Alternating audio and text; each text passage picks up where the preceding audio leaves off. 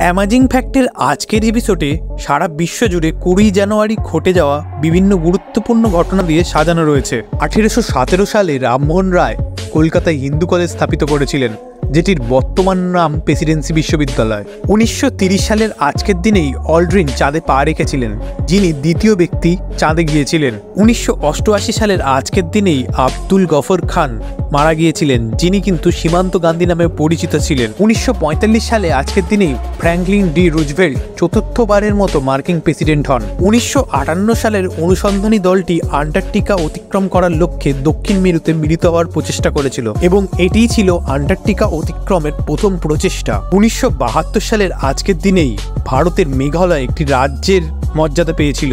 2022 সালের আজকের দিনেই 19 বছর বয়সী পাইলট যারা রাদারফোর্ড সারা বিশ্ব ফ্লাই করা প্রথম কনিষ্ঠ মহিলা হিসেবে স্বীকৃতি পেয়েছিলেন। 2009 সালের আজকের দিনেই বারাক ওবামা মার্কিন যুক্তরাষ্ট্রের 44তম রাষ্ট্রপতির শপথ গ্রহণ করেছিলেন এবং এরই সাথে সাথে দেশটির নেতৃত্ব দেওয়া প্রথম আফ্রিকান আমেরিকান হন তিনি। এছাড়া 2021 সালের আজকের দিনে কমলা হ্যারিস মার্কিন যুক্তরাষ্ট্রের প্রথম মহিলা ভাইস প্রেসিডেন্ট হন।